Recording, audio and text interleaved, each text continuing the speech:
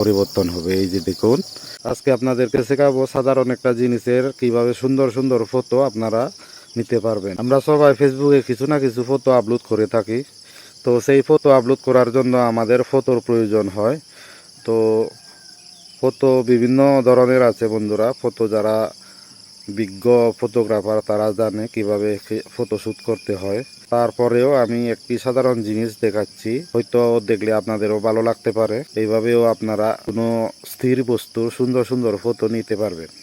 তো ঠিক আছে বন্ধুরা, আপনারা ভিডিওটি দেখুন এবং জেনে নিন কিভাবে একটি স্থির বস্তুর সুন্দর সুন্দর ফটো নিতে হয়। তো দেখুন বন্ধুরা, আমি আপনাদেরকে দেখানোর জন্য সাধারণ এই লতির আগাতি নেব। এটির কি সুন্দর ফটো হবে সেটা আপনাদেরকে দেখাবো। এই লতের আগাতিকে এমন দূরত্বে ধরবেন বন্ধুরা যাহাতে পরিষ্কার আসে। এখন আপনি এটির কালারের জন্য অ্যাডজাস্ট করবেন, একটু উপর নিচ করবেন, দেখবেন কালারটা পরিবর্তন হবে। এই যে দেখুন, এখন এক কালারের হয়েছে। আরেকটু যদি নিচে যান তাহলে আরও পরিষ্কার হবে। এইভাবে আপনারা কালারটা পরিবর্তন করতে পারেন। আর যদি আপনাদের এইভাবে যদি পরিষ্কার না আসে, আপনারা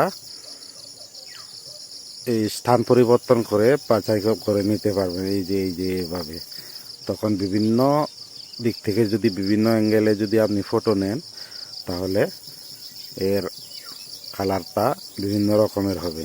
এখানে আপনি পরিষ্কার একদম সুন্দরভাবে আসবে, তখন আপনারা ছবিটা নিতে পারবেন। তো একটা সাধারণ জিনিস দেখাচ্ছি বন্ধুরা, এই আপনারা যদি ভালো জিনিস নেন, ভালো মানের ছবি আসবে, খুব সুন্দর হবে।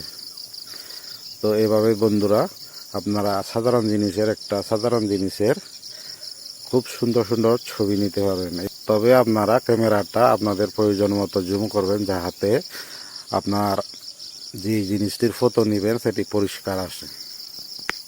এই যে দেখুন, এখন কিন্তু তেমন পরিষ্কার না, ব্লার হয়েছে।